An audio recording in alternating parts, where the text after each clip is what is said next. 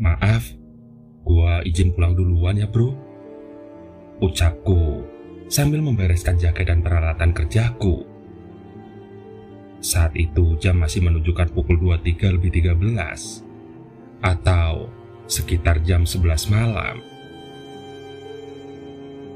Aku yang saat itu sedang kerja shift malam harus pulang lebih dulu karena mendengar kabar kalau ayahku di Bogor sakit sampai dibawa ke UGD. Tanpa pikir panjang, aku memberanikan diri untuk meminta izin ke leaderku untuk pulang lebih awal. Untungnya dia berbaik hati memberikanku izin. Walau saat itu gudang masih cukup banyak pekerjaan. Oh iya, aku bekerja di salah satu gudang logistik di Jakarta Utara. Setelah keluar dari kawasan gudang, aku tidak pulang ke kontrakan. Akan tetapi langsung menuju ke salah satu jalan besar untuk mencari bis dan berangkat secepatnya ke Bogor dengan masih memakai seragam kerja. Aku menelpon kakakku, tapi tidak diangkat. Aduh, gak diangkat lagi, keluhku sambil melihat layar ponsel. Aku sedikit panik karena memang berita ini sangat mengejutkanku. Padahal tadi nomor milik kakakku ini yang menghubungiku dan mengabarkan kalau ayah sakit. Tapi sekarang ia malah tidak aktif. Aku semakin khawatir kalau mereka semua sibuk karena kondisi ayah yang memburuk. Sialnya, sudah berdiri 30 menit pun masih tidak ada kendaraan umum yang lewat. Setidaknya angkot untuk mengantarku menuju terminal. Aku lalu berpindah posisi, duduk di sebuah kursi kecil yang berada di bawah sebuah jembatan kereta. Malam semakin sunyi. Tidak ada toko atau pedagang makanan yang buka. Benar-benar aku sendirian di sini. Walaupun sesekali ada motor yang lewat, tapi hanya sedikit. Ingin rasanya aku memesan ojek online untuk mengantarku sampai terminal. Tapi entah kenapa hatiku berkata tidak. Alhasil, aku tetap diam di sini menunggu kendaraan umum. Wajahku mulai cemas. Sesekali kata-kata kasar keluar dari mulutku. Aku cek ponsel. Masih belum ada kabar dari keluargaku di Bogor. Tidak lama kemudian, sorot lampu kendaraan terlihat dari kejauhan. Tampak sebuah bis besar lewat. Aku berdiri dan mendekat ke jalan raya. Aku mencoba memberhentikannya dengan cara melambaikan tangan. Tapi, sang kondektur malah membalas lambaianku dengan gestur menolak. Karena tampaknya bis itu sudah tidak mengangkut penumpang lagi. Aku menghela nafas, semakin lesu dan kebingungan. Aku berbalik badan, lalu tiba-tiba sebuah klakson berbunyi dari jalan raya. Aku menoleh. Sebuah minibus sudah berhenti di pinggir jalan, seolah menungguku untuk naik. Namun anehnya, bis itu tidak memiliki sorot lampu depan. Warna bisnya putih polos, tanpa motif ataupun logo. Aku mendekat, dan pintu depan terbuka. "Pak, kemana ya?" tanyaku. Dengan nada datar, sang supir menjawab, "Ke Bogor."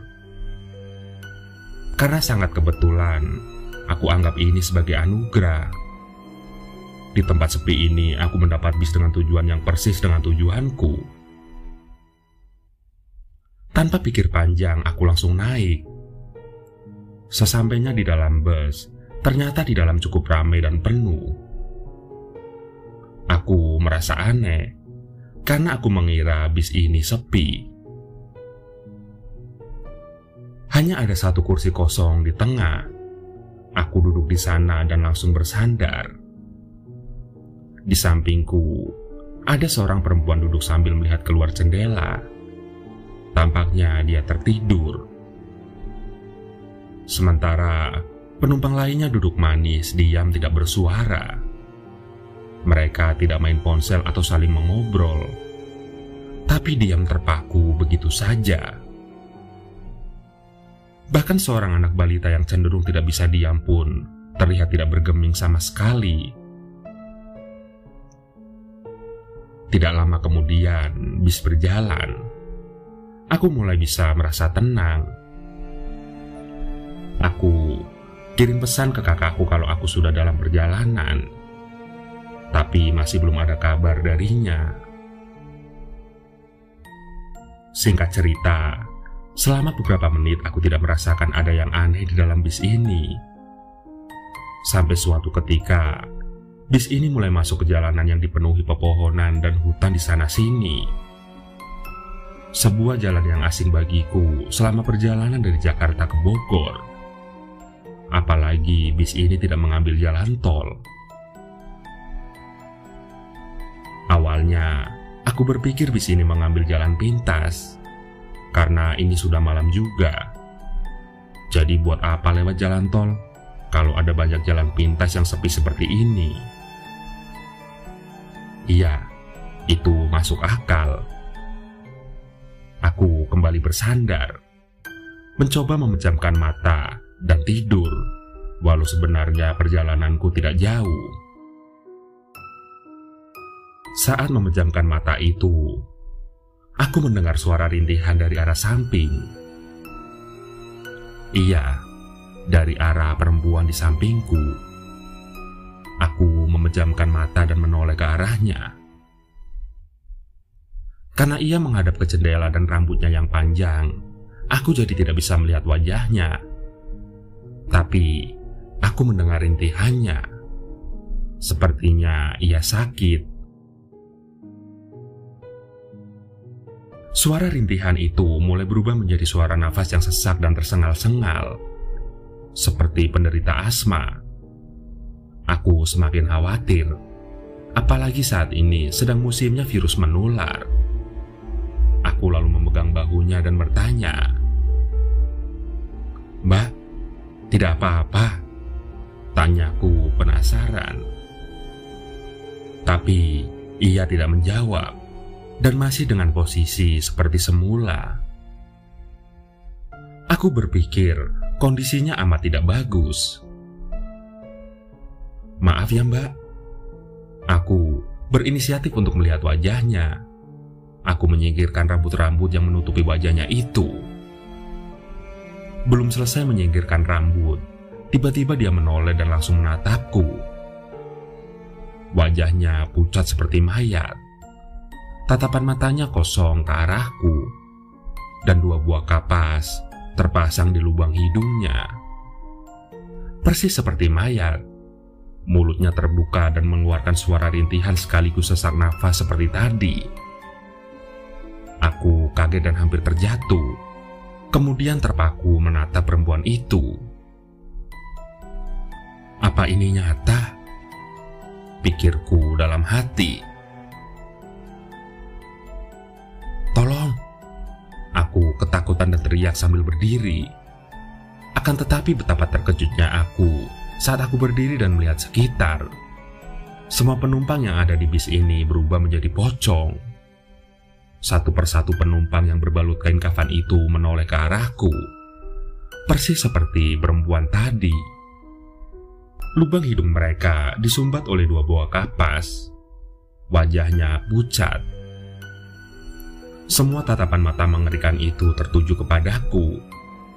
Aku langsung ketakutan dan mau tidak mau aku berlari ke arah supir untuk meminta pertolongan. Sesampainya di depan, sang supir masih fokus menyetir. "Pak, tolong, ada pocong," ucapku panik. "Pocong apaan?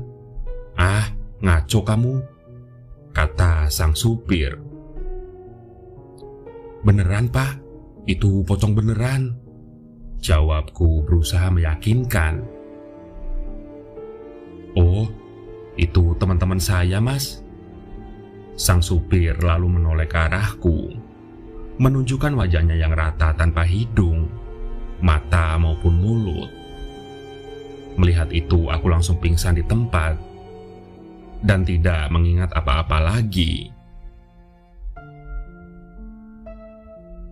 Keesokan paginya, aku terbangun di pinggir jalan raya. Sekelilingku penuh dengan sawah-sawah. Entah di mana aku berada. Saat itu, jam menunjukkan pukul 06.10. Aku berdiri, wajahku pucat dan badanku lemas. Tidak ada siapa-siapa di sekitarku. Aku kemudian membuka ponsel dan menelpon kakakku untuk memastikan keadaan ayah. Aku masa bodoh dengan kejadian yang semalam. Saat ini yang terpenting adalah ayahku. "Halo, Teh. Gimana Bapak?" tanyaku saat telepon sudah tersambung. Bapak baik-baik saja kok," jawab kakakku. "Loh, katanya semalam telepon Bapak sakit dibawa ke UGD," tanyaku. Kakakku malah semakin bingung. Siapa yang telepon kamu? Teteh nggak telepon kok. Lagian juga Bapak baik-baik saja, sehat. Ini lagi nongkrong di pos ronda orangnya," kata kakakku menjelaskan. Sontak, aku merinding sekaligus bingung. Siapa yang menelponku semalam dan mengabarkan kalau ayah sedang sakit? Terus yang telepon semalam siapa? Yang bilang ayah sakit? Suaranya persis suara Teteh loh. Nomornya juga nomor Teteh, balasku. "Lah, nggak tahu. Teteh nggak telepon pokoknya," tegasnya. Setelah itu telepon aku matikan. Aku lemas dan tidak tahu harus bagaimana. Aku berjalan mengikuti jalan raya sampai akhirnya bertemu sebuah warung kopi. Aku duduk di sana dan menunggu bis lagi. Jujur saja aku masih merasa shock setelah rentetan kejadian ganjil yang menimpaku semalam. Tidak lama kemudian, aku mendengar seseorang bicara dari dalam warung. Anehnya, mereka bicara dengan bahasa Jawa. Lantas aku masuk ke dalam warung untuk memastikan aku sedang berada di daerah mana. "Permisi, ini di daerah mana ya?" tanyaku saat masuk ke dalam warung. Salah satu warga lokal di sana kemudian menjawab, "Oh, ini udah masuk daerah Ngawi, Mas." Aku semakin shock saat mendengar jawaban itu. Iya, sejauh itu besetan membawaku dari Jakarta sampai ke Ngawi, Jawa Timur, dan hanya memakan waktu beberapa jam saja. Aku terdampar di tempat yang sama sekali aku tidak kenal, sangat jauh dari rumah maupun tempat rantauku.